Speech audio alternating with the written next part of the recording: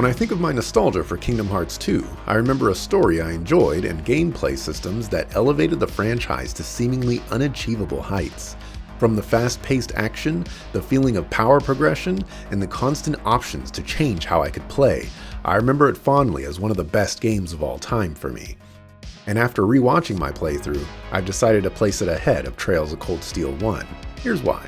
While playing through the game, it was evident that the experience I was having was extremely elevated and on a positive path.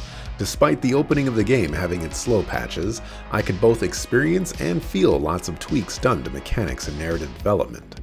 Once combat fully opened up and entered my hands, I could recognize where changes occurred that just made everything flow together. Not only was the loop of combat more varied, but I had a lot of extra tools to leverage. There were a ton of skills to choose from that changed how combos were carried out, alternate build options to leverage limits and magic, as well as a variety of keyblades. Rarely did it feel like I needed to upgrade to the very next keyblade I got. Instead, I could add that to one of my drive forms, which were one of the largest highlights. In my thoughts of the game, I stated that the game was just pure fun and I couldn't think of a single thing I disliked in the moment. The camera was usable, I felt powerful in combat, and the mechanics all made sense and complemented each other. The story felt completed, and if the series ended there, it would have been completely fine. The rewatch was fairly successful as well. When it came to the mechanics and gameplay, Kingdom Hearts 2 really excelled in delivering a varied experience.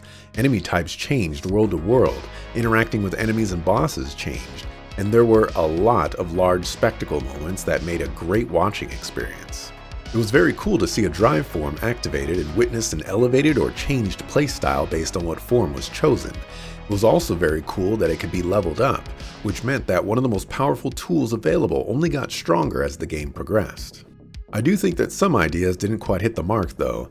The spectacle was great to watch, but certain boss fights really took things too far.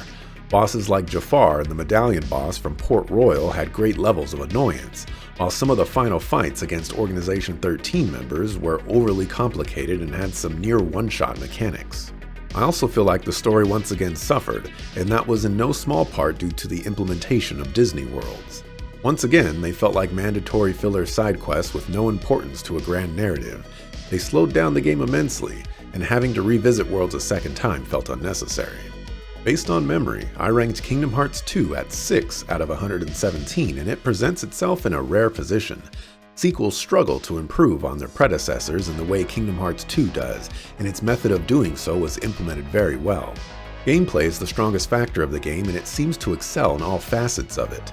There's variety in every corner, and when you feel you need more, there's optional content like Winnie the Pooh's world, silhouette fights, and Sephiroth himself.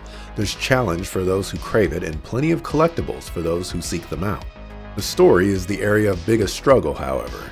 While Kingdom Hearts 2 does eventually provide explanations and reasonings for what's happening, it fails to set up opportunities of intrigue and instead replaces them with confusion. Spending so long wondering why there were 3, technically 4 Ansems, as well as Organization 13's purpose, lacked the fun of guessing. Much of the time was trying to understand how this could all exist when the rules were already written, and I think the game failed to present the narrative in a concise way. On top of that, the core aspects of the story feel uninteresting and tackle subjects that don't inspire, but rather make me roll my eyes. Every conversation about hearts and how every obstacle is overcome by these mystical powers certainly weigh it all down. So, I think Kingdom Hearts 2 comes ahead of Trails of Cold Steel 1. It offers such a strong presence in its gameplay department that really makes it stand tall.